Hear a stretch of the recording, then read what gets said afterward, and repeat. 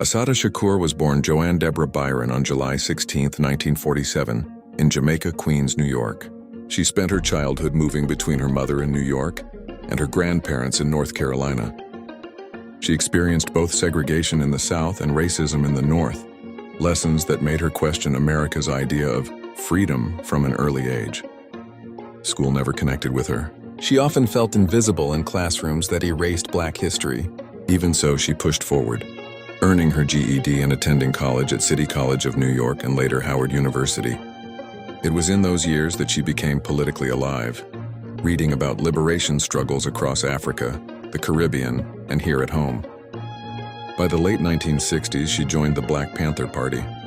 The Panthers weren't just about slogans, they built programs: free breakfast for children, health clinics, political education. They patrolled communities against police abuse.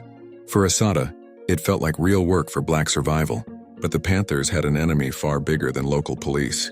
The FBI ran a secret program called COINTELPRO, Counterintelligence Program. Under J. Edgar Hoover, the FBI made it their mission to destroy groups they labeled as subversive. The Black Panthers were enemy number one. COINTELPRO did everything. They infiltrated Panther chapters with informants, spread fake letters to stir mistrust, planted evidence, tapped phones, and kept members tied up in endless court cases. They fed fuel to internal conflicts and pushed leaders into exile or prison. Some leaders were outright killed.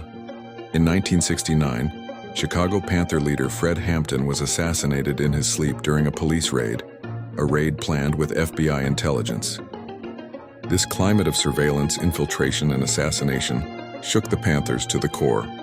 Assata lived through it. She saw her comrades jailed, betrayed, or buried. Disillusioned, she shifted toward the Black Liberation Army, a more underground movement that believed open conflict with the state was inevitable. Assata was charged in connection with several robberies during the 1970s. 1971, Bank of America robbery, Queens. She was accused of involvement, but charges were dismissed for lack of evidence. 1972, Chase Manhattan robbery, Bronx. She faced trial, but was acquitted. Other cases. She was indicted in multiple robberies, but most never stuck, either overturned on appeal or thrown out before conviction. What matters here is not just the charges, but the atmosphere.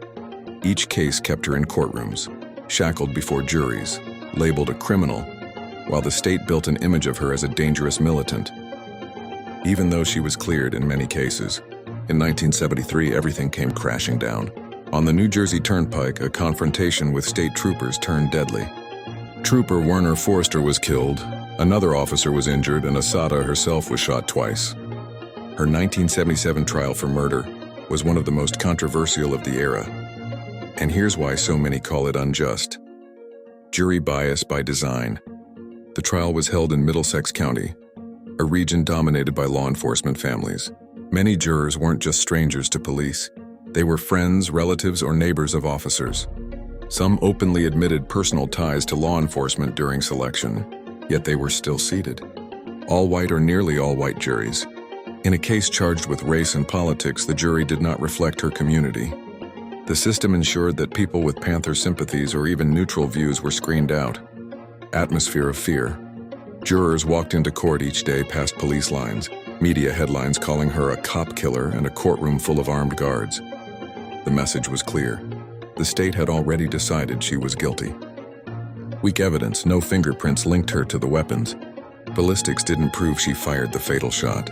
The surviving trooper gave inconsistent testimony. Still, the jury delivered a conviction, swayed more by their loyalty to police than by the facts. To her supporters, the trial was never about justice. It was about making an example of her and silencing the image of Black resistance. On November 2, 1979, 2 years into her sentence at the Clinton Correctional Facility for Women in New Jersey, members of the Black Liberation Army launched a daring plan. Here's how it went down. Armed comrades entered the prison visiting area, taking guards hostage. They smuggled in small handguns, passed them to Assata, and created chaos in the room. The group moved quickly, forcing their way out of the facility with Assata in tow. Outside, getaway cars were waiting. They shot their way past the gates and disappeared into the night. For years, Assata lived underground, The US government launched massive manhunts, but she managed to evade capture.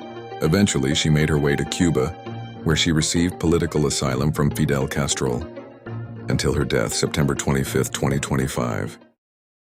Gotta explain why I ain't got shit. Somebody gotta explain